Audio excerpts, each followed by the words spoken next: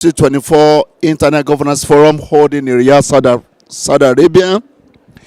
And today we will be looking at digital policy as a catalyst for economic growth in Nigeria.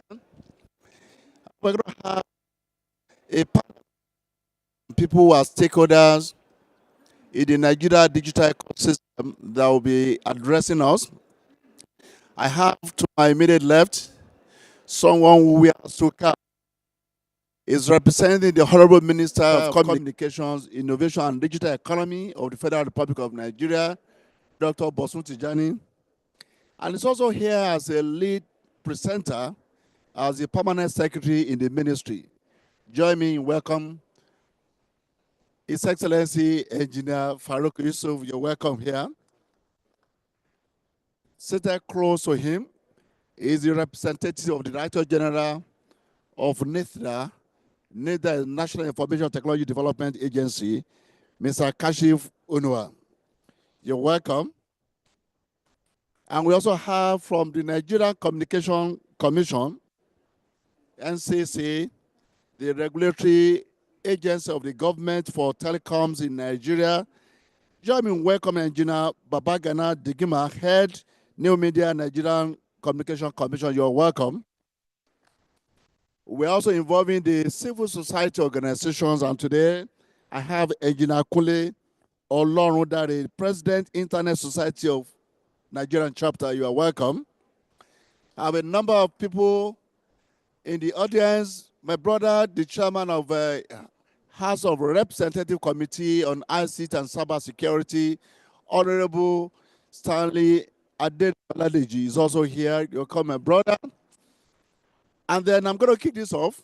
But first, let me also recognize Madam Mary Uduma, Madam Internet of Africa. And I feel more comfortable if you sit somewhere very close to me, so that I know I'm fully protected.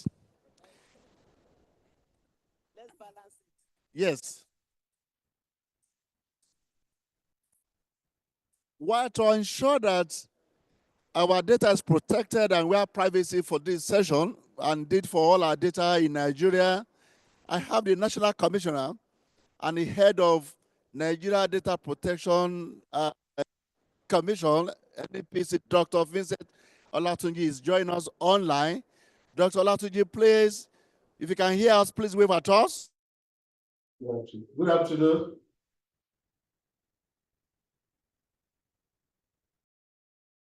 A brief welcome remarks.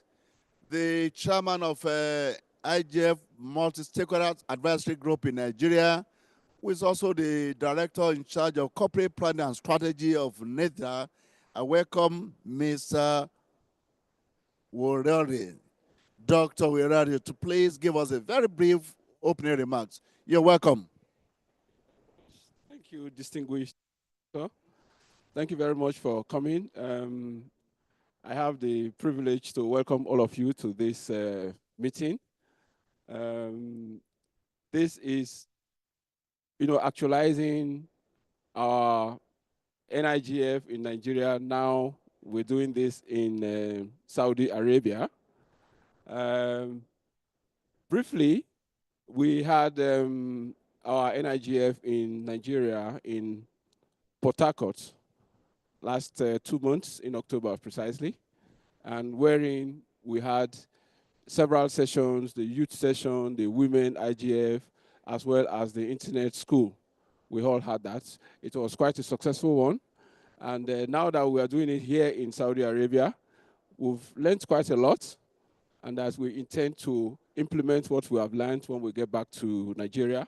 Specifically, I note the parliamentary session that I attended a few minutes ago, and it was glaring that so much can be achieved if we involve the parliamentarians in our NIGF journey. And this far, they've been slightly far away, and I think that by the time we return back to Nigeria, we should co-opt them so that they should be part of it, so that in our next IGF meeting sometime next year, they will have a full representation to guide how we go about this thing. A few other things we've learned here, we will we intend to apply when we get back to our country. So on that note, I welcome all of you to this session, knowing that at the end of the session, we should be able to come out with action points that we can implement. Thank you very much. Thank you so much, the chair of Nigeria, Mike. And at this point in time, I'm going to be inviting Engineer Farouk Yusuf. First, he will give the opening remarks of the Honorable Minister of Communication, Innovation, and Digital Economy. And after that, I will also be inviting him to commence the conversation. But for now, let him put on the cap of the minister. So, Honorable Minister of Communication, Information, and Digital Economy, you have a few minutes to make the opening remarks of the minister. Thank you.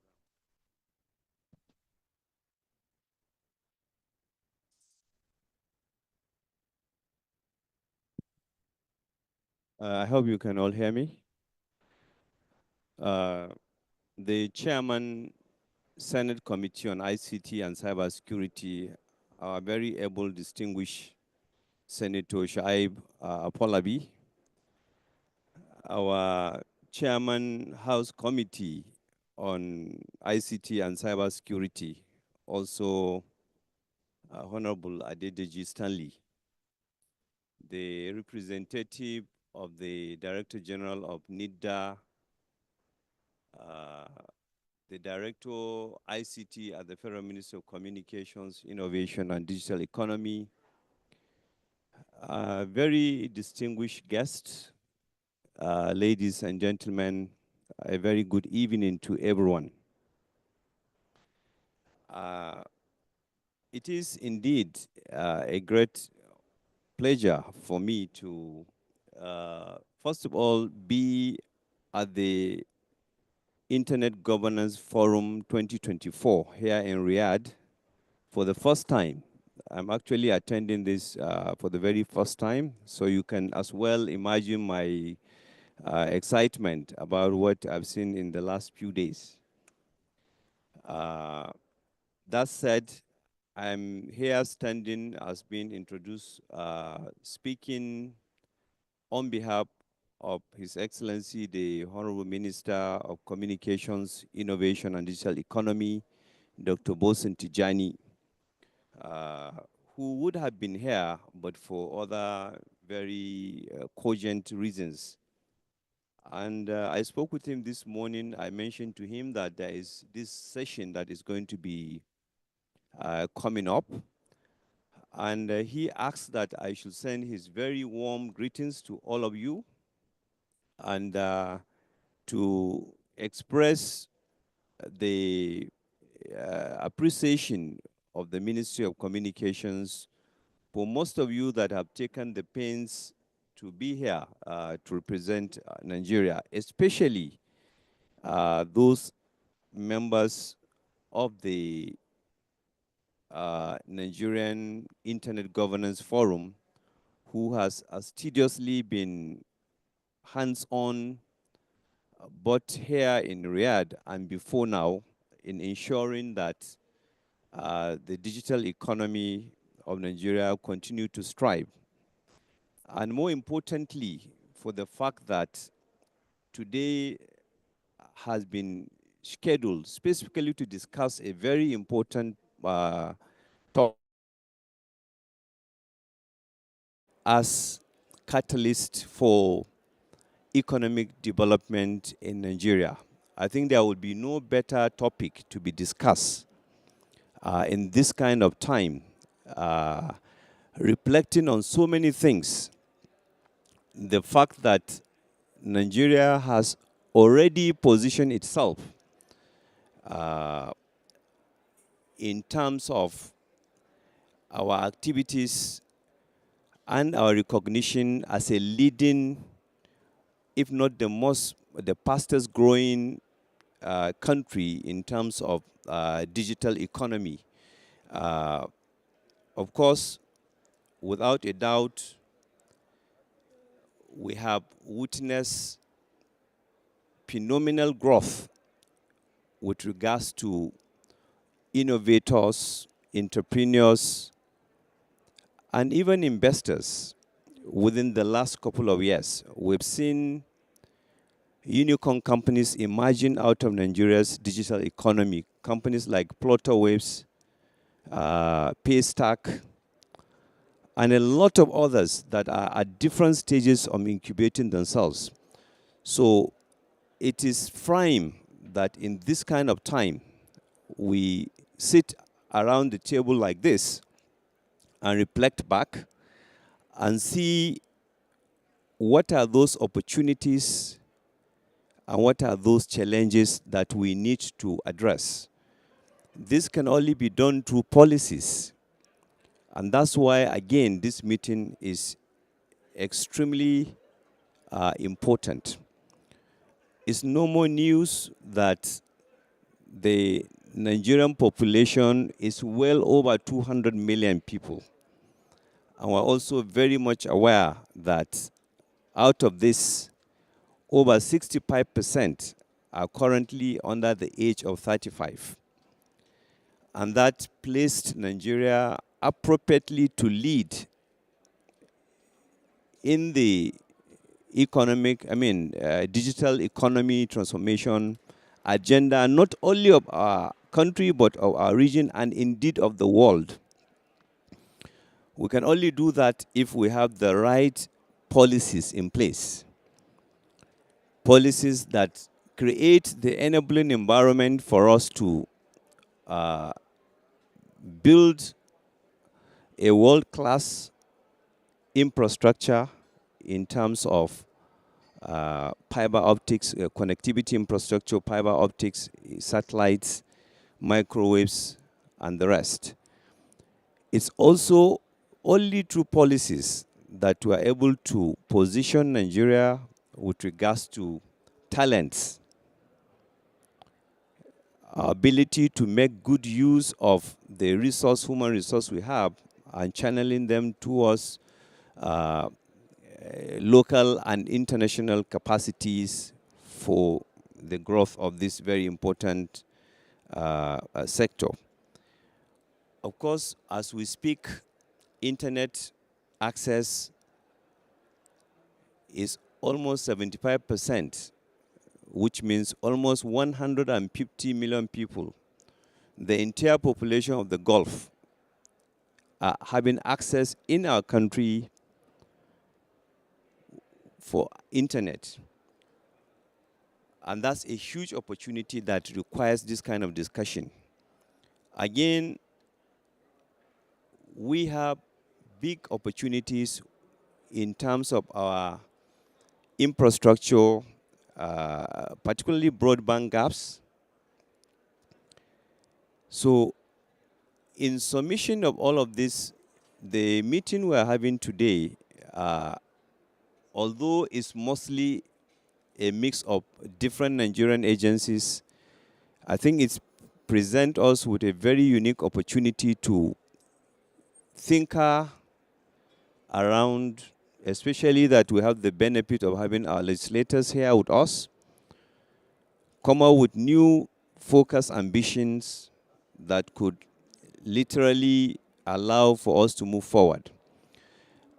Before I round up, I want to just mention a few policy issues that have recently happened in the country so that it will help our discussant to chart even a better course. By 2021, we already had the National Digital Economy Policy and Strategy.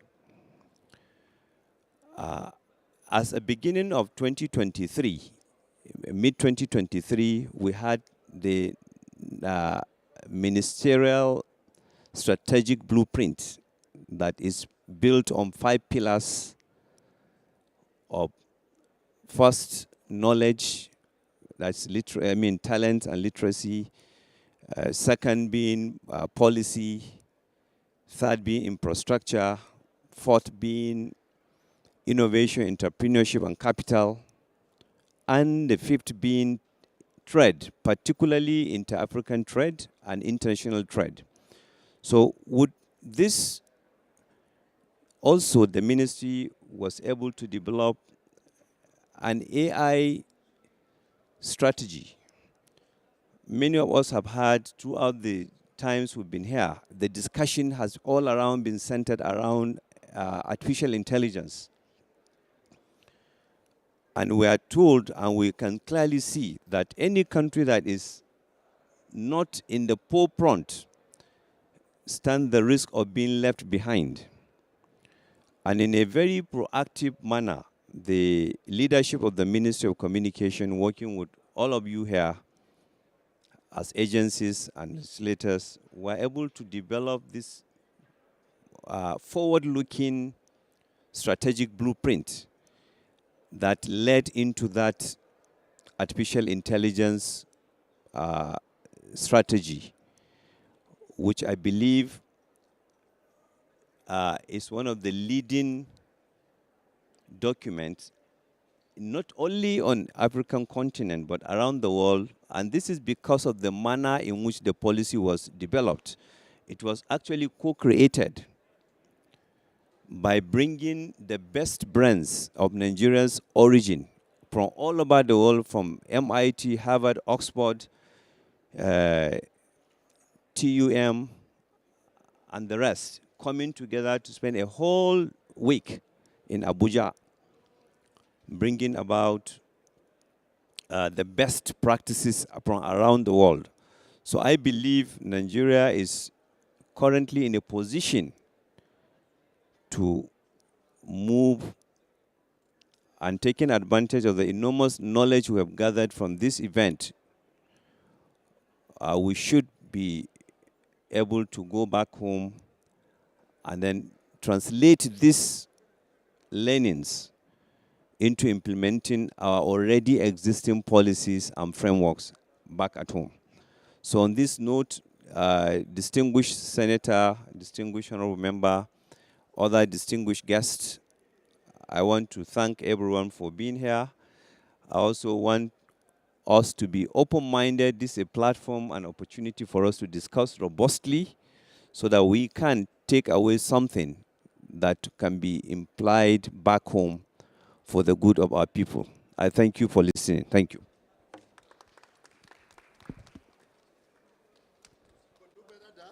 Better than that.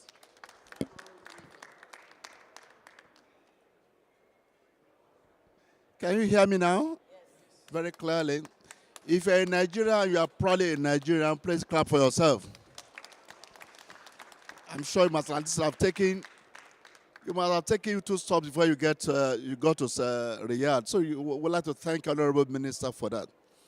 I'm going to do a round of questions, but before then, we are gathered here not because we couldn't have gathered in Nigeria, but this place provides an opportunity for all of us to interact and see each other more regularly.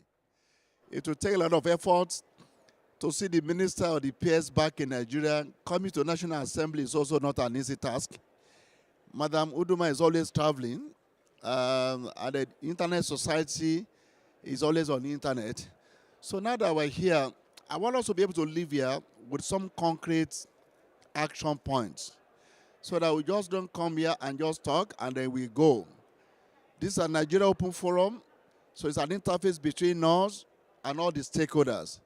I want us to be able to live here with some 2, 3, 4, 5 action points that when we get back to Nigeria, we cannot begin to follow up on, so that it doesn't take us meeting again in Norway next year before we call another Nigeria Open Forum and begun to discuss the same issue we have discussed all over again. So I'm going to be asking specific questions. So I'm going to start with Madam Uduma. Today we are talking about data policy as a catalyst for economic growth. As the chairman of West African Internet Governors, coordinator of West African Internet Governors Forum, are there insights you can share with us of things that have happened in other West African countries and possibly other countries? And you have 5 minutes to be able to do this so that we can have an opportunity of taking interventions also from the audience. Are there things we can learn from other West African countries when it comes to policy formulation, particularly in the digital space? Thank you very much. I hope you can hear me. Yes. First of all, I want to thank, I want to stand on the existing protocol that the Honorable Minister and the PAMSEC of our ministry has established, and the Senator as well. I greet you all.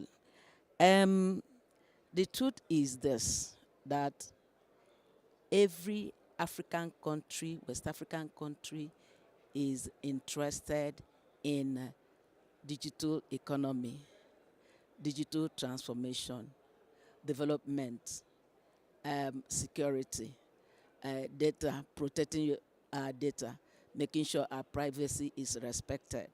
So, and some have gone far, like in Benin, where they've now merged their identity. Your identity in Benin, your data identity in Benin, is what you use for your hospital, is what you use for your bank, is what you use for registration, for any identity process you want to carry out in Benin. I just want to use Benin as an example. So they have done that, harmonized their data, harmonized their processes, and they are also developing their data. I'm not sure their data protection policy is as good as ours, because ours is very, very robust. But the thing is that they harmonized. They harmonized it in such a way that there's a converging point, whether you are going to hospital or bank or going for elections. So your identity is your identity. They've harmonized that. That's one of the policies we have seen in West Africa that has happened. And we're also, there's this West African Data Protection initiative that is on. And we had, ECOWAS is facilitating it.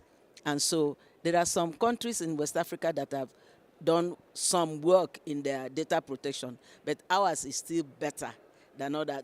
Ghana has done very well, but I don't think it's as robust as our own, though that, well, we are bigger. We are bigger in number, and so we have a lesson to learn from Ghana. They've done very well in their data protection strategy and legislation. Other countries like Sierra Leone, they've not even started anything, and Senegal is also coming up with some, but not as good as we are looking at it. So for me, in West Africa, Nigeria is still leading, and we should continue the lead, and we should also make sure that our legislation must be, our policies must be progressive one, our legislation must be a progressive one, and we will make sure that we are protected. Our children in particular are protected, and will be in the online environment, safely in the online environment, and will convert our population to economy. What do I say? What do I mean by that? That we have big population that the minister has told us, over 2 million, and so there's nothing over 200 million. Sorry, over 200 million. So there's nothing that we bring in that will not surpass every other. There's no bill, there's no legislation, there's no policy that we implement that will not surpass all others in our sub-region. We have the private sector. Once upon a time, I met somebody from Cote d'Ivoire. He was selling. Is it okay? He wanted to market his product, his cream for women. So I met him in Ethiopia. He said it's crazy to be in Nigeria. You can't meet the demand. So in technology, you can't meet the demand. In physical products, you can't meet the demand. In data generation and data economy, we can't meet nobody can beat us on it. So I believe that we have the numbers, we have the talent, we have the wherewithal to be able. we have the wherewithal to be able to surpass what we are doing now. So I mean, if we do it right, if we do it right, we attract investment in our infrastructure, investment in everything we do. Thank you. Thank you, Madam. I think what came through from our intervention is that our glass as a country is half full, not half empty. We may not be there yet, but we have made substantial progress.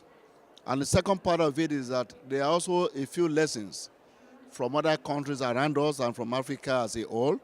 And thirdly, a number of also policies are also being developed around us that we, as a member of ECOWAS and AU, we also need to be very much familiar with, so that in fashioning our own local policies, we also benefit from some of these initiatives. Thank you, Madam Uduma. Now, Permanent Secretary, I'm going to you now. One of the challenges of our country is inconsistency in policy formulation. And in this panel, you are the number one bureaucrat. How do we ensure, and you mentioned that in 2021, there was this policy, in 2022, there was this policy. How do we put in place a framework, some sort of safeguard, to ensure that the policy of 2021 is not upturned in 2023 and a new one in place in 2025? How do we ensure policy consistency, particularly in a digital age? Okay, thank you very much again, distinguished Senator. That is absolutely a very fair and correct statement to say that we, and it's just not peculiar to Nigeria. Policy inconsistencies, policy somersault, and so on and so forth are a norm in many jurisdictions. One thing that is causing this is largely due to very weak institutions. So our governance structure is such that individuals become more powerful than the institutions they lead. And so when you have that kind of a situation, you are faced with very weak ability for the bureaucrats to guide the politicians, because mostly it's the politicians, people like you, that are that are actually pulling the shots. And without us developing our political frameworks for our politicians and our bureaucrats to be on the same page, we continue to have these kind of problems. So I think one of the key things that we can do to address this problem is by peer learning, peer group learning like this. We're all here, we've listened to so many jurisdictions, how they are striving, how they are moving forward. When you look at all those countries that are succeeding, one common thing you will find about them is that they have been consistent in their policies development. Now, having said that, I want to acknowledge the fact that in Nigeria today, we've really come a long way in terms of our consistency. Because as we speak, most of the policies that I mentioned were actually done by previous regimes. And I think that gives us a kudos and thumbs up, realizing that new administration, when they come, they also are building on the existing one. So it's a challenge, but I think Nigeria is actually moving in the right direction in this regard. Yes, thank you. Thank you. And it appears peer learning, and then of course also to continue to have multi-stakeholders approach, so that when we have a very strong multi-stakeholders approach, including the civil society, it becomes difficult for any government to just change a policy. And of course, we must continue to have engagement between the bureaucrats and those of us who are tenants. The brokers are the landlords. The politicians are tenants. Let me now go to Nithya. Nithya, you are at the center of most of our policy implementation. While the ministry is in the forefront of formulating this policy, The agencies under the ministry are those that implement the policy, and in particular, neither you have a role to play. Let me ask you, what are the challenges of policy implementation now? The ministry, the government formulates policies which you are supposed to implement.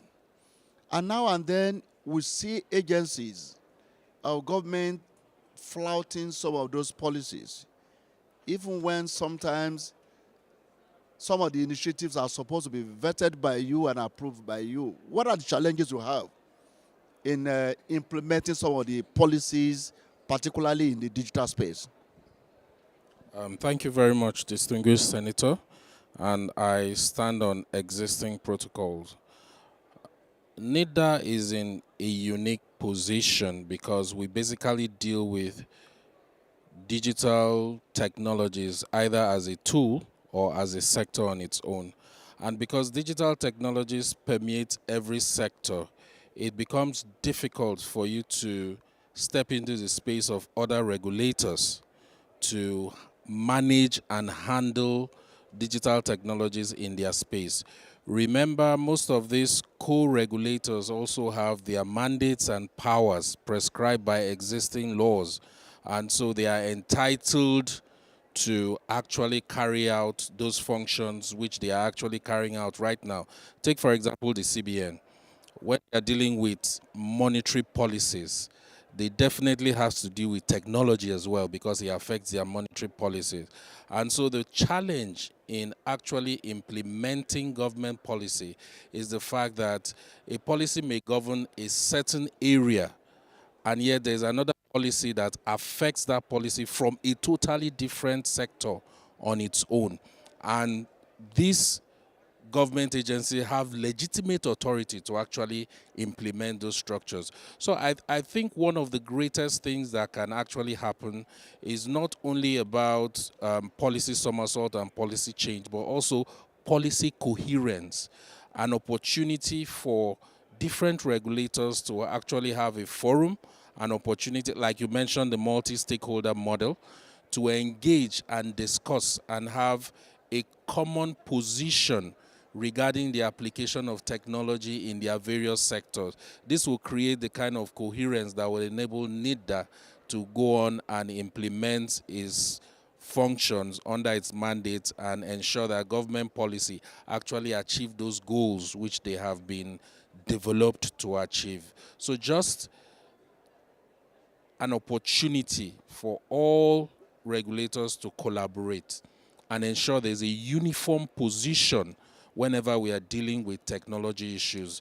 It will help NIDA to implement its mandate appropriately. So that's one of the greatest difficulties, sir. I'm getting really excited that we are having some of the issues that may hamper full implementation of some of our policies and the realization of our vision. Before I go to NCC, there's a baby in the house, and that baby is a Data Protection Commission.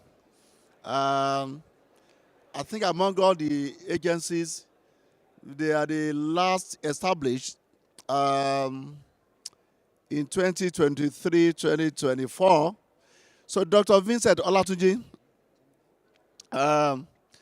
if you can hear me, now you have been at the helm of affairs of a new agency as a pioneer national commissioner in the last 1 year. What has been your experience? What do we need to do differently so that because before you become an octopus like NCC or NIDA, is there anything we need to tweak now in your act or your experience that you want to share with us in the next 3 minutes? Thank you very much, distinguished Senator, and our chair of this ICT and Please unmute the man. Thank you. Can you hear me now? Can you hear me? Can you hear me now? Thank you very much, everybody.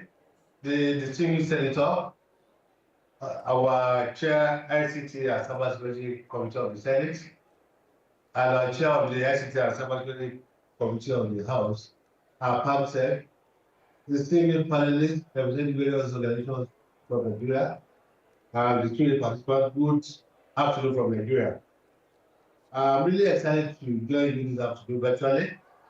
I would have loved to be there physically, but because of so many activities going on here, I couldn't join. But because of the interest I have in what we are discussing here today, I'm trying to join virtually. The theme of this open forum, which is about interpolitical and Catholic theology, is very important and significant at this point in time. What I would like to say about that is that we never lacked any good policies in Nigeria. Our major challenges have been the area of implementation, funding, infrastructure, and human capital. We have very robust and fantastic policies in different sectors, particularly this is the economic sector. But implementation has been a major challenge. Starting from the exit policy of 2000, the exit policy plan 2003 to 27, this is the economic policy. Now we have the material blueprint for the sector, the AI strategy that got developed, and more importantly, the Data Protection Act of 2023. All these are things that governments have put in place to ensure that we have a robust economy in the country. And these have actually impacted our socio-economic development and more like the area of the contribution of this sector to our GDP. We are doing about over 18% now, as compared to less than 4% from 20 years back. Now, coming to the issue of privacy and data protection, we know when you talk about digital economy in any way, and the foundation to its digital identity, to recognize you as a Nigerian who has every right and such right to be protected. And the Nigerian government actually realized this, and even the foundation people that constitution of next year as an amendment. Before we now have this law that was signed by Mr. President on the 12th of June 2023. Now, to the question of our challenges, I think it's the normal issues that will be coming up with these organizations, either in the private sector or the private or the public sector. There are definitely taking challenges that are common. But number one in Nigeria is the issue of awareness. A lot of people don't even know what you're talking about when you mention data privacy protection. Data subjects don't know their rights. Data controllers and processors don't appreciate or know their obligations to data subjects. Even when they know, they are still very hesitant in terms of compliance. And this is even worse in the public sector, where all of them see themselves as God. And this institutional arrogance on the part of a lot of government organizations to say, oh, we can do whatever we like, and we don't need to obey any law that we do. That has been the major challenge. However, we are working with a lot of stakeholders to ensure that we overcome this. Now, funding has always been a major challenge for all organizations that have been existing before or now. But now they were just coming up. It has been very, very challenging, but we thank God, due to good will, and with a lot of different partners, that is how we're able to come this far. However, human capital, this ecosystem is still new in Nigeria, it's just emerging. And a lot of resources are needed, personnel, qualified personnel, experts in the sector. For instance, I will not say that data controllers and processors must have their designated data protection officers. And in Nigeria, we have identified over 500,000 data controllers and processors. Whereas those of us who are certified data protection officers, who are qualified professionals, this ecosystem, we are less than 10,000. So there's a huge gap of 400,000 to be filled. How do we ensure that we fill this gap? And these are jobs that are ready for people to take off. That's been a major challenge. Even for the commission itself, in terms of recruiting, training, and retaining qualified personnel, that has been a major challenge. Some of our personnel, in the last 2 years that we've started, because several of our personnel have left due to the fact that our remuneration is very, very poor as compared to what they would take in the private sector. But the most important thing is that we are on a journey, we're making progress, and now we have a law in Nigeria. Things are different as compared to when we did have this law that people are just doing whatever they like. And because of this law, we've had a lot of international recognitions, took a lot of organizations, and we have entered into a lot of partnership, a lot of different partners to ensure that we solve some of these problems. And we are happy that we have the chair of the House and Senate here with us. The terms of agency provision, they should really assist us this year to ensure that we are properly financed for us to be able to deliver our mandate. Because without funding, we're not able to really do anything. Infrastructure also is a major one in terms of infrastructure to be deployed as far as even for simple things like reporting which is creating awareness, investigations, trainings, and so many other things that we still need their support. So we are happy that Mr. President just submitted this next year's budget to you, and we hope and believe that with your support, we'll be able to assist us to be better funded next year. And we're happy that both of you are professionals in the sector. The chair of the Senate has been with us as long as has been in the tech ecosystem. Also, Honorable Stand likely to as work with us even when we're developing this bill. If you have some support, I believe we carry on with this support. And funding agencies through NIDA and NCC that are heavily represented there. We hope that next year we will do better for you. Look at the top here for now. And take questions, Peter. Thank you. Thank you, National Commissioner. He has subtly reported NCs and NIDA that you have not been giving him enough money. I have told them, they have heard clearly, and they are in the Holy Land. They will churn a leaf. They will repent here before they will repent here before they go. Thank you, National Commissioner. If the challenge of the Data Protection Commission is about being in infancy, is about learning the ropes, it's about certain problems. NCC, do you have the challenge of policy obsolescence? You came on board some time ago, you have done such a very great job. Are your policies still in tandem? Or regulations, are they still taking cognizance of current realities? As our time NCC was created, you were more about mobile telephony. Today we have AI, we have quantum computing, we have a number of other things that have changed the landscape. Are your policies and regulations, are they still very much in line with the current realities, or does it need to tweak them? Well, thank you very much, sir. Yes, like you rightly said, the NCC enjoys a very unique position as an enabler.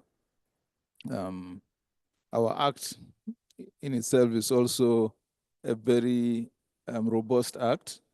It has served as a reference point for not only Nigeria, but other countries to look forward to.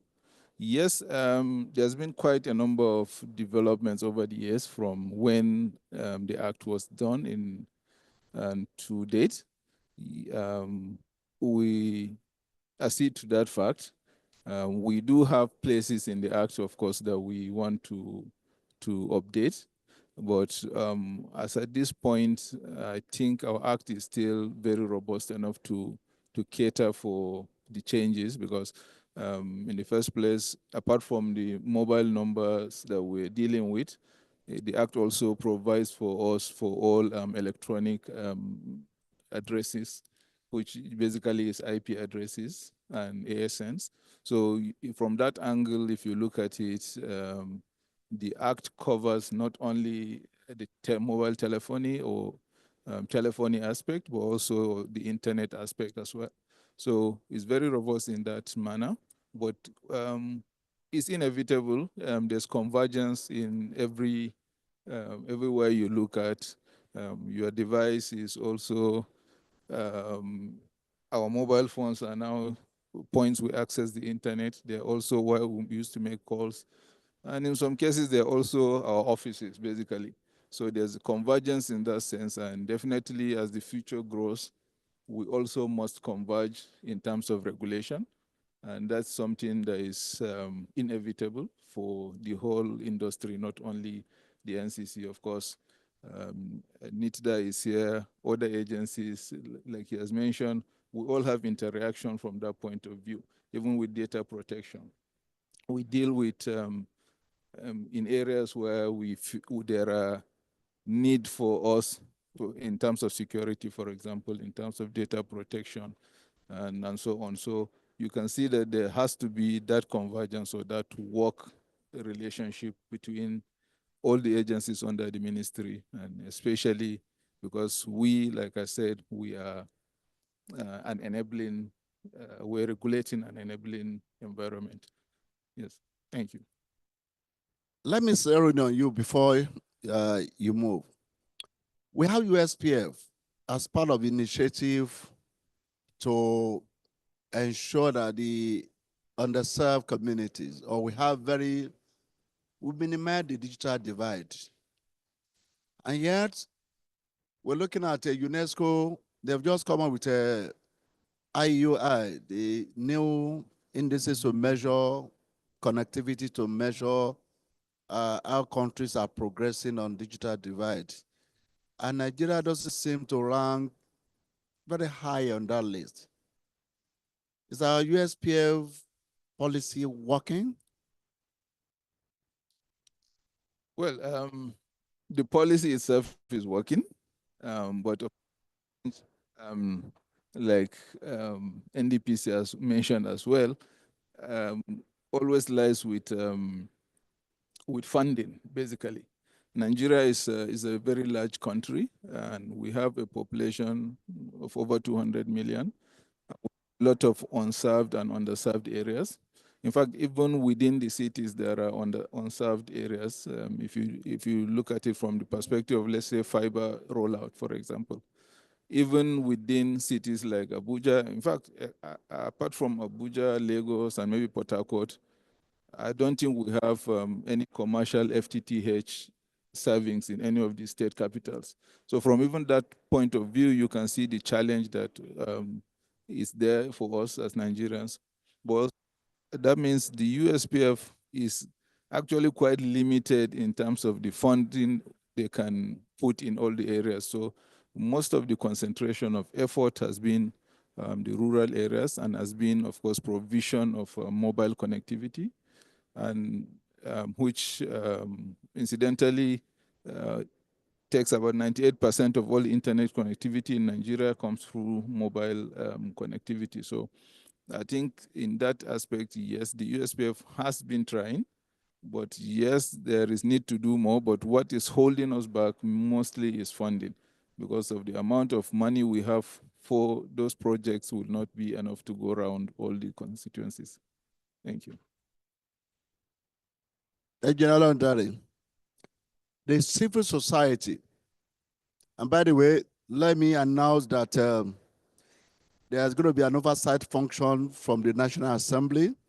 I'm therefore bringing Honorable, I wanted to ensure that you are not aware that they will be speaking. Now that you have spoken your mind, all the agencies have spoken, except the civil society.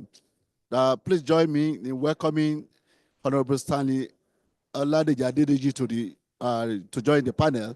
You'll be providing a broad oversight function on these agencies, because I also have a question for you. I'm not speaking today as a legislator, and I don't want the legislator voice to be muted. So let me use the power of microphone to bring you to the. So you have listened to all of them.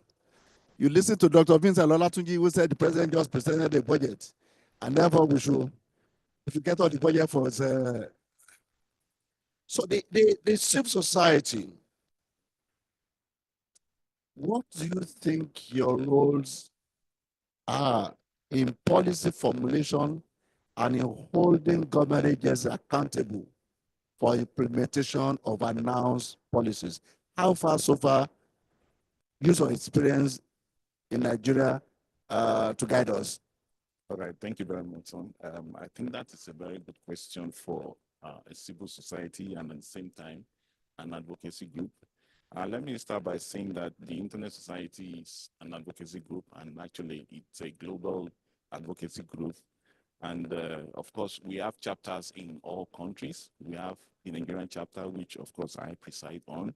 And we are chartered in the sense that we have our own board, and of course we have executive council.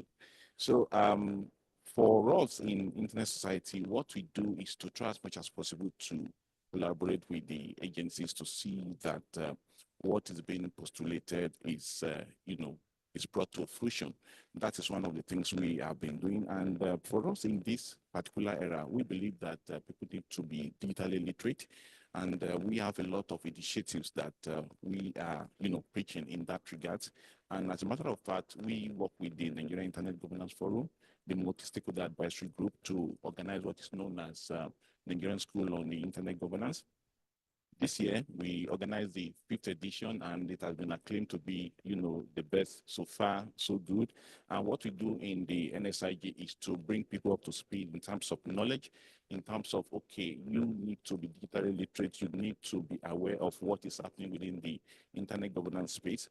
And apart from that, one other initiative that we have been involved in is because we believe that, the women or the ladies folk or the girls folk is very unique, and they need to be given special attention. So we key into the United Nations ITU, Girls in ICT Day, and we do celebrate it every year.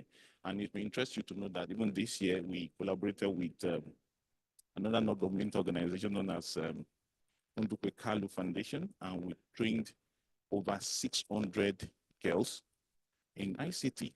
What we're trying to achieve is to ensure that, look, okay, a girl child is also part of this community that we're talking about, and they need to be digitally literate and they need to be in the field. That is one of our initiatives. And on the issue of, okay, how do we work with the government agency? We've been working with them actually. And one of the things we try to do is to try as much as possible to let our ear to the ground. Whenever there is going to be a new policy, we try as much as possible to the stakeholders forum, open forum, so that our voices can be heard. We believe in the rule of law, and we believe that, okay, things must follow due process. However, everybody needs to be carried along.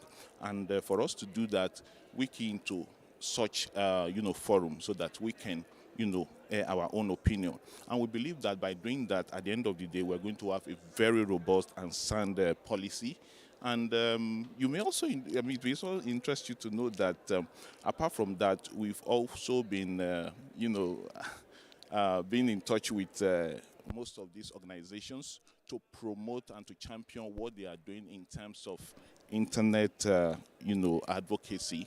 What I mean by that is that we believe that the internet is a great equalizer. Equalizer in the sense that if you're rich, you use the internet. If you're a senator, you use the internet. If you're not a senator, you use the internet. And of course, the opportunity is the same for everybody. And we believe that, okay, internet must be everywhere. And if it must be everywhere, so we need to, ensure that the infrastructure, that the digital infrastructures are well proliferated. And of course, for us to have the internet, the infrastructure must be on ground. And if they're on ground, of course, the services too must be on ground. And for us, we believe that, yes, this 21st century is all about the internet. That is the digital economy. And that's why we are part of this. And sir, I want to, to make this call that if peradventure there is a way that whenever there's going to be an open forum, because the truth is that we may not hear about everything that is going on, but if there's a channel of communication that can be set up so that at least, civil organizations can be informed, so that at least we'll be part of your process, we'll be glad to do that. Thank you. Intervention, we must thank you for your effort as a civil society organization. Policies, regulations, they are subsidiary to legislation. And therefore, in the last few days, here, the experience and the usual refrain from all the parliaments across the world is this seemingly disconnect between the legislature and the executive branch of government, such that you have a situation where countries sign protocols, they sign conventions, but they are not ratified back at home because the legislators didn't understand the basis, or they were not part of it in the first instance. In your view, Honorable Chairman of the House Committee on ICT and Cybersecurity, what do you think we need to do to bridge the gap between the legislators and the rest of the stakeholders, particularly our agencies and the executive branch of government? Thank you, my respected colleague, Senator Shuaib Afolabi Salisu. And permit me to stand on existing protocol. I am Honorable Adedeji Stanley Olajide. First thing first, thank you for this opportunity to speak. Secondly, it's unfortunate that it only takes us to be in a country like this for us to sit down in a round table, but we'll make the best of it. So you raised a very important question about the gap. I can tell you there is no bill or no act that is establishing any of these agencies seated here that is going to stand the test of time. All of them are obsolete. I can tell you that for free. NCC Act, NIDA Act, well, even the NDPC Act that we just recently passed, there's some few things that we need to amend there because some people are taking advantage of loopholes that are in the acts. So how can we bridge this gap? For the first time in the history of the National Assembly, you have industry people chairing the committees in both the Senate and the House. And I don't believe that you're taking advantage of it. We're here to serve, we're here to leverage, we're here to synergize with you. But oftentimes, I see people being territorial. This is my territory. I don't want anybody on it. And oftentimes, we are scrambling for information to help you. If you need me to help you with better act or amend your act, I must know exactly your pain points. But oftentimes you cannot articulate your pain points to the National Assembly. So at the end of the day, we end up doing what might not necessarily be 100% to your advantage. We will do something, whether you like it or not. But the question is it what you really need? So I think collaboration, quarterly performance review of where you are will be helpful to us. Okay, what are the challenges you're faced with right now? NDPC, they're struggling right now because NCC need that. They are not funding them. They are the one that have been chartered to fund them. But if they don't fund them, that agency will be scrambling. So we are looking for money for NDPC, but at the same time, the act was very clear that NCC and NIDA for 2 years must fund them. But at this point, they're still struggling. So in a way, we have to work together. The key here is collaboration. And let me also say this to shake the table a little bit. There are a bit of misplaced priorities also in some of our agencies. Because oftentimes, like NCC is a regulatory body, sometimes you find them doing things in the space of NIDA. So there are duplications of, mandates. The clear mandate of NIDA is very clear, but sometimes you find NCC playing in that role. And sometimes you also find other agencies outside of this ministry or the agencies seated here also performing the roles of NIDA or NCC. So in a way, we also have to understand these things clearly.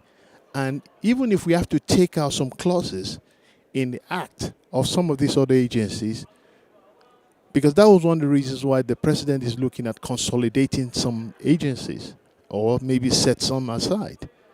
Some of these agencies, their budget was cut this year, 2024. I can tell you 50% of the revenue of NCC was cut. Billions. NIDA, same thing. I can ask them, do you know exactly why it was cut? Did any of your National Assembly chairmen, did they actually fight for you to get that money back? Because they can. We are fighting right now for NIDA to get their money back, and they will. So we have to work together. So to the point of the chairman, what we need to take away from here is that we need to cut down the bureaucracy, drop the ceiling, or drop the guard so that we can work together with you to create better laws that will help you move your agencies forward. And our country, Nigeria, can be projected into the future. Because for me, I'm looking forward to Africa where we have one single currency. We have one single passport. We have one single central government, central bank that will govern the entire Africa. And also, we have the ease of doing business across entire Africa will be taken down. So thank you very much for the question, and let me stop right there. Thank you. My brother for that intervention, and I'm extremely delighted that I actually called him. I wouldn't have been able to combine that together. Otherwise, I'll be a judge in my own case, but he has eloquently conveyed what I believe represent the views of the legislators. Have you heard about Chatham House before? Chatham House rules? If you have heard about it, please raise up your hand. Okay. It means, so this place has now been converted to Chatham House. Anything you say, anything your views will not be used against you because at least not by the National Assembly. Because I'm extremely delighted that we're having this. I mean, to me, I'm going to reserve the last 10 minutes for us to actually agree on the action points. I don't want to preside over a session that we just talk and we disappear. I want us to go back home and have something that we're going to do. So I'm going to turn the microphone to the audience. But just in case, just for us to be on the same page, I've made a few jottings. Number one, there are a few things that we need to learn from other countries. And there are also a number of initiatives that are going on that we can also benefit from, either from EU, from GIZ, from UNESCO. So the first thing we need to recognize that, yes, we are big and we are doing very well, but there are also other countries that are also doing some initiatives that we can learn from. Number two is that in order to ensure that our policies are sustainable and are consistent, we must continuously do peer review, both within the country and outside the country. And we must also ensure that we adopt a multi-stakeholders approach. And I'm going to extend this multi-stakeholders approach a little bit. We also need to involve the subnationals in some of the policies that we develop. Otherwise, we develop federal policies, and at the subnationals, they do whatever they like. So I think multi-stakeholders approach should also include subnationals. Number four, there are mandate overlaps between our agencies. And this is because, as an example, the CBN Act, as at the time it was promulgated, did not envisage that banking would become technology. So today, banking is no longer banking as it used to be. Banking is now technology. By being technology, it puts banking right. I mean, after all, who heard about what they call fintech 10 years ago? There was no fintech. So today we talk about fintech, meaning that there's an intersection between financial industry and the technology industry. That has also now brought some little frictions between those who have the mandate to develop technology and those who have mandates to regulate banking. So mandate overlaps. Policy incoherence, and I know this very well, very strongly, which is also related to the one above.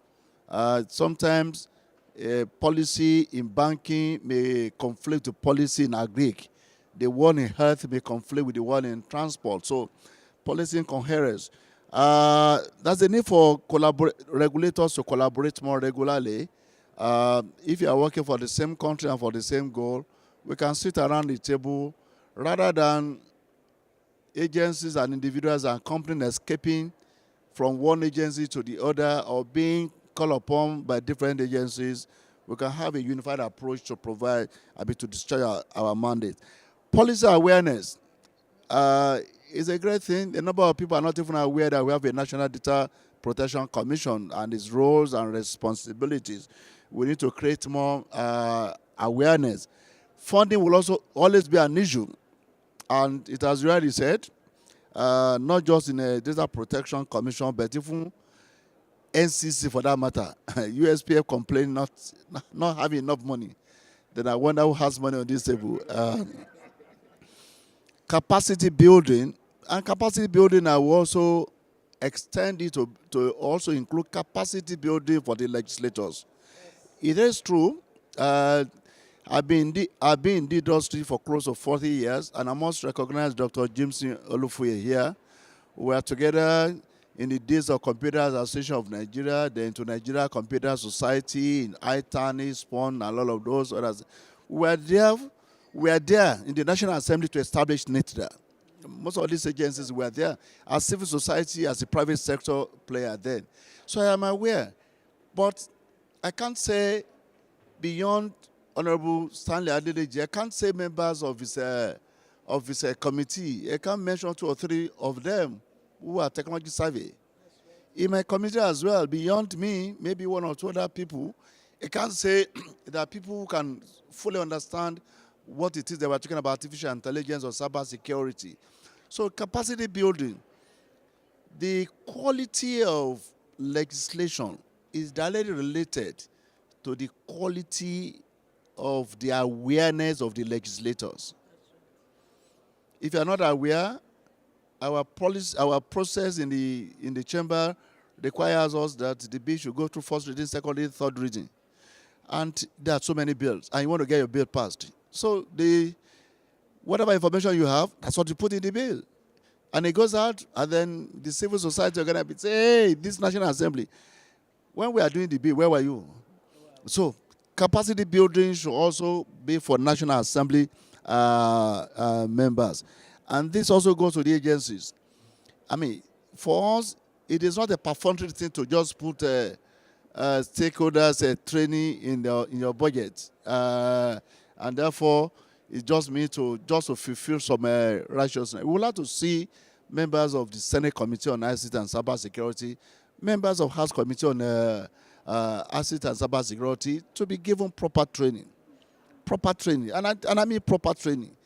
For some of us, we may not require training in the areas of technology again, but in areas of policy formulation, to know what the EU is doing on artificial intelligence, to know what is coming up in terms of cyber security, to know the African Union free contender free. You understand what I wanted to say? Okay. What's the data policy framework? So these agencies in your budget put something substantial for capacity building. And it's not the one that you go and give a contractor to and say, okay, yes, we have trained them. It won't happen this year. Infrastructure is also a major issue. Then somebody spoke about, silos being territorial, and of course the need for periodic interface and roundtable. We have canvassed that the digital economy ecosystem, we should have our own offsite where all of these agencies will come together, from NIDA to NICOMSTAR, from NICOMSTAR to NIPOS, from NIPOS to the one in the satellites.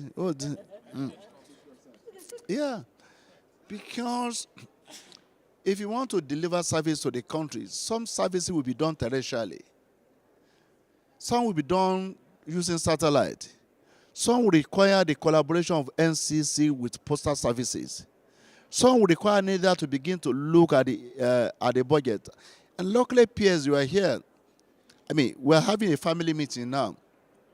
We have situations where you see agencies. This year they will say automation. Next year they will say software. The following year they will say equipment. The next year they will say, and then you ask yourself, and when you put all of these together, they run into billions of naira. And sometimes you ask, NITDA, Are you seeing some of these budget items that go not to nowhere? And neither is supposed, you're supposed to be able to approve some of them to say, okay, do this. We'll see it as legislator now and then. We did an exercise for 2023 and 2024. And all you need to do is to do a search. And then you see the various budget items coming up. If you buy equipment this year, okay, next year, where are those equipment before you buy another one? Do we have a national asset registry? Okay. My job is not to limit your conversations. It's just to stimulate you to say, okay, now we have Chatham House Road. Forget that the PS is here. For this purpose, it's Engineer Farouk Yusuf, FNSE, period. Agreed? Agreed. Forget that neither is here. Even if you're neither staff, when you want to make your call, just look me straight in the face. I will give you the parliamentary immunity. So Nigerians were here. I think there can't be a better place for us to meet than here. If you're back in Nigeria, there will be too many distractions. So the last 45 minutes have been extremely, very, very important, and we have 15 minutes to wrap up. So if you have any other intervention that you think can help us, please raise up your hand, and I'll start with Dr. Olufuye. Our distinguished senator, and all protocol. Olufuye, you know we know ourselves for over 40 years now. He will deliver another lecture, but just do it for 90 seconds. Okay. And your time starts now. 1, okay. 2. So I stand on the existing protocols. Jameson Olufuye, once again. And we've been in this process since 1995, advocacy, and engaging the stakeholders. Now, there are 2 points I just want to raise. The first one, we've been talking about collaboration, multi-stakeholder engagement. The solution is in here. The Net Mundial multi-stakeholder guideline. In April this year at Sao Paulo, stakeholders came together and we agreed on the best approach on how to ensure that all stakeholders come together and discuss meaningfully. And it's in that situation we can have all people to buy in. Buy-in is very important because every stakeholder will now capacitate their communities, subnational, parliamentarian, all agencies. So we need to do that. Then, so I have copies of this, so as many that want to pick it up, it's summarized here. Then secondly, there is something new called the Summit of the Future, talking about Global Data Compact. I can tell you for free, that is a fulfillment of the second outcome of the WSIS 2005 agenda.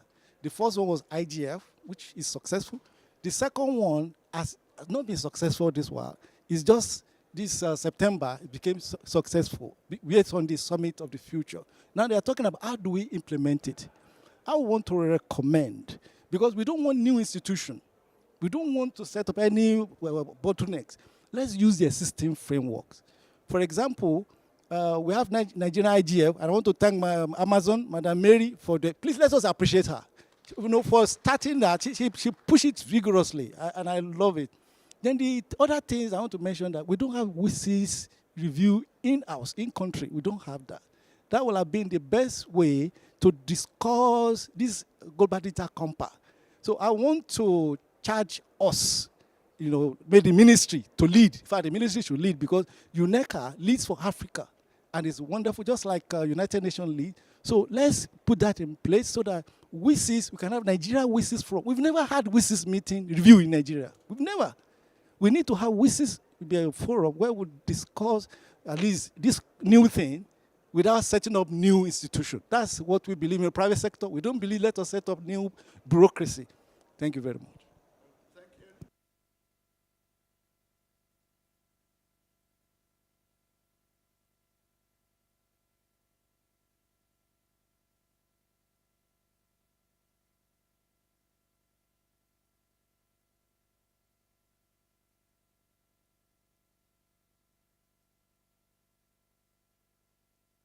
Good afternoon, everyone. My name is Amina Ramalan. I work for the Nigerian Communications Commission.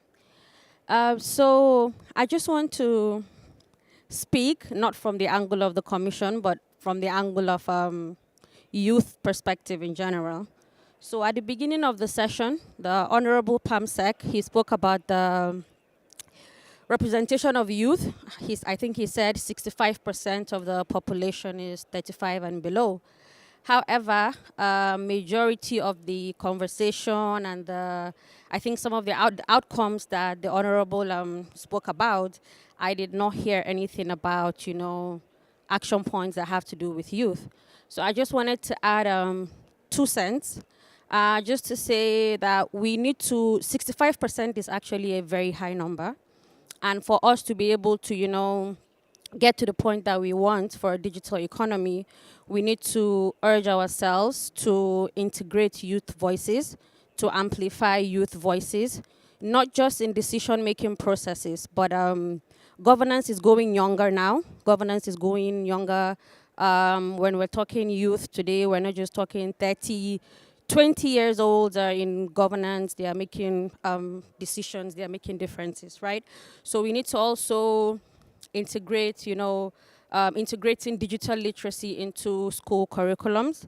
And then the last point I want to make is we need to also look at Nigeria-specific solutions for Nigerian problems. So some of the issues that we have can only be solved in-house, not by just, borrowing best practices from out there. Thank you.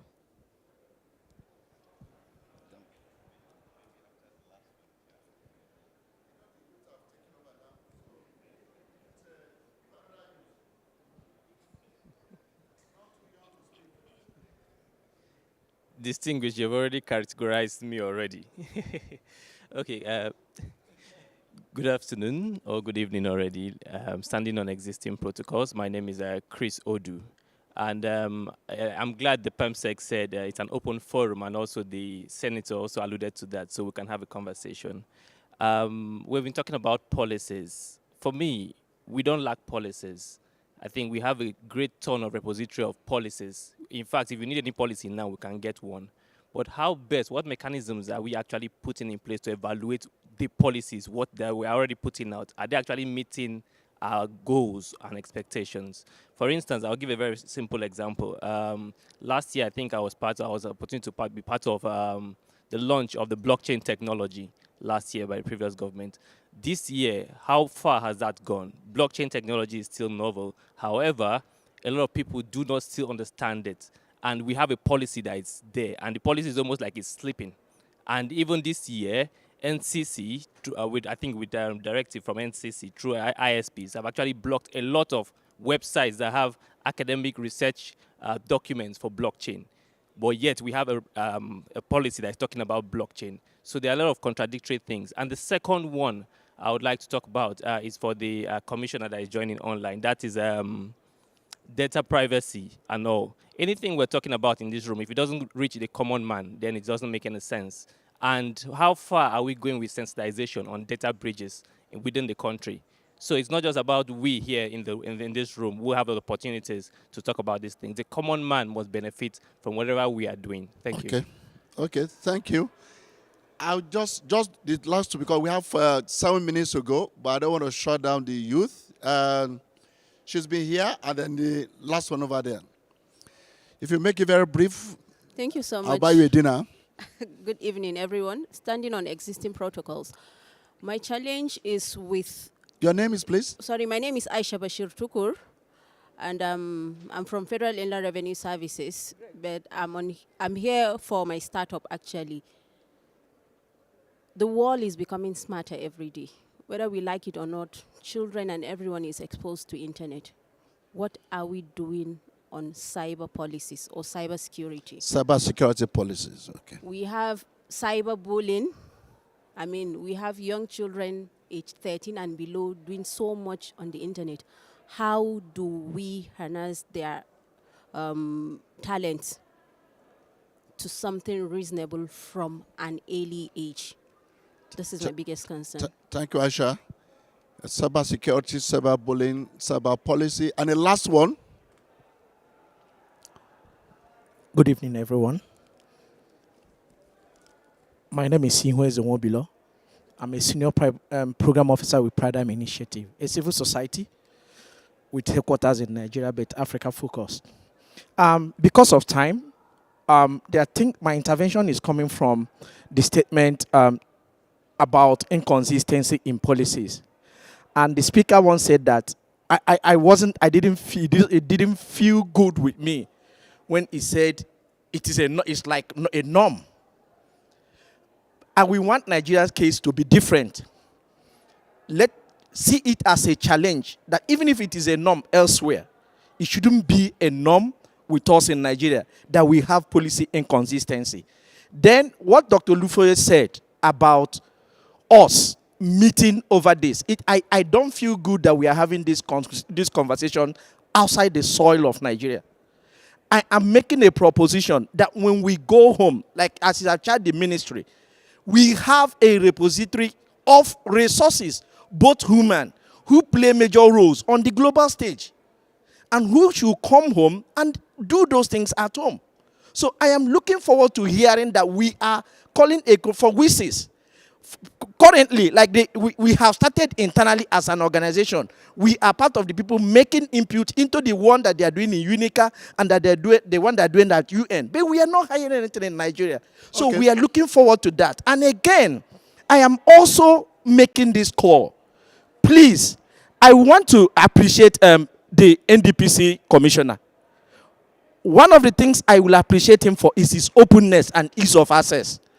And I'm charging our, when our honorable member said something, that they look for information to make laws concerning us. That didn't sound well too, because we make effort to get across to the policymakers so that these things can be attended to. I am making a request for ease of access to the legislators, to the ministries, and to the agencies so that we can move Nigeria forward. Thank you so much. That sounded good to me, at least. Something sounded good to me. If everything didn't sound good to you, something sounded good to me. So I think we're going to round up. But before we round up, we're going to have... Oh, there's a question online. What is the question? Can somebody read it?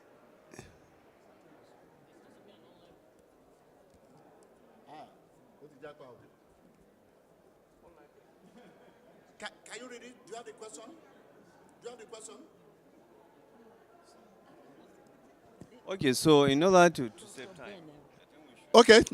You know what? We're going to have 1 minute. You can respond to any of the questions and then your closing thoughts. Let me start with the peers. Okay, thank you very much, distinguished. For lack of time, quickly, I want to agree with the Honorable Stanley. We have never had it good, really, as a sector. Having engaged with the 2 senators and the 2 other senators, I can't imagine us having this kind of quality of people with the massive understanding of the sector, and we cannot take advantage of that. So I think I totally agree with that point. Secondly, the issue that was raised also by a distinguished senator with regards to capacity building for the legislators. I think it's absolutely important. Beyond the legislators, also even the judiciary, especially on the aspect of AI. And I can assure you that already we are thinking about something to do with that quickly. Now, coming back to the question by Doctor, also, I want to agree that we need to really create platforms where engagement, policy, advocacy, and stakeholder engagement will be done. The lady that spoke on literacy, digital literacy, I think we are doing a lot, honestly. There is a 3 million technical talent program going on. Lately also, we jointly with NIDA and NYSC were able to launch the digital literacy for all in Niger State. I was there personally. So really there is quite a lot of things, and different agencies of government at all levels are doing a lot of training. We can do much better, but I think a lot is being done. I could agree with the gentleman also that spoke about how can we deal with policy implementation, lack of it, and so on. I also agree that we can do much better. But like I've said earlier, is the issue of institutions. We need to have strong institutions to be able to do that. Finally, on the issue of cybersecurity, I mean, the gentleman there has mentioned that we already have the Cybersecurity Act. I mean, there is a Cybersecurity Act of 2015, right? And then it's been reviewed 2023 or so. So I think really there are quite a few things going. There is lack of awareness, clearly. So people need to do a lot more in terms of getting things done. I think we can go on with this conversation at a wider level. Yes. Thank you. Yes. Nida, your last shot. My contribution would be very simple. When we talk about engagement, let us engage. There's a whole big trust deficit that we have with government. Yeah. And this is sincerely from the bottom of my heart. Civil society is saying let's engage, but each time we call you, you don't show up. Wow. That's why we show up in your event. It's a deliberate policy in NIDA. Anytime civil society holds an event, we go. Because when we invite you, you don't come. So let's be sincere to ourselves. If you want to engage, let's engage and not just talk about it. We meet them at International Fora. Thank you, sir. That's where we meet them too. NCC. Okay, thank you very much, sir. Let me quickly respond to this thing. For you, we have, the NCC has been doing a lot, in fact, in child online protection. We have the National Child Online Protection Strategy document that is ready for launch. We also have the standard operating procedure for child online protection. And we have also been doing quite a number of things in that regards in terms of security, cybersecurity, and securing especially the minors. And then for the gentleman there, he said we blocked some sites. Actually, we did not block any site or direct for any blockage of site that has to do with a blockchain. But what we had was issues of national security, and they were directed at the appropriate sites and not blockchain, mostly crypto exchanges. And then, of course, to Honorable Sir, I think we'll take the feedback from management. It's something that, of course, for the NCC also is a concern. It's also part of the reason why projects like those of USPF could not be executed, because the funding that we expect, 50% of it is gone. So the NCC itself has to balance things even from administrative point of view. And then we, as you all know, we are regulators. Okay. But we also try to do some of the CSR. Thank you, NCC. Internet Society. All right, thank you. 30 seconds. All right, sir. Thank you very much. So, it's working. Hello. Okay. All right. Thank you very much. So I want to say that I think the long and short of the story is just to collaborate, multi-stakeholderism. I think that's the way to go.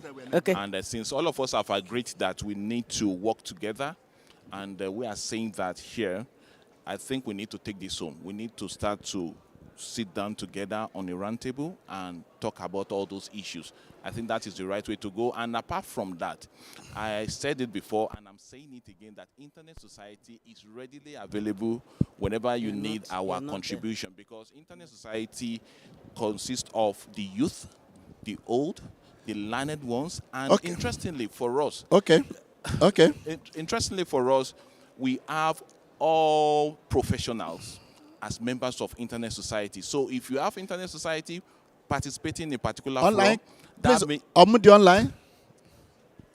Okay. Hello? Go if ahead. you have Internet Society participating in a particular event, that means that the youth, the old, the professionals, thank you. the Dr. engineers. Vincent, you have a few seconds to say. All right. Dr. Vincent. Thank you very much.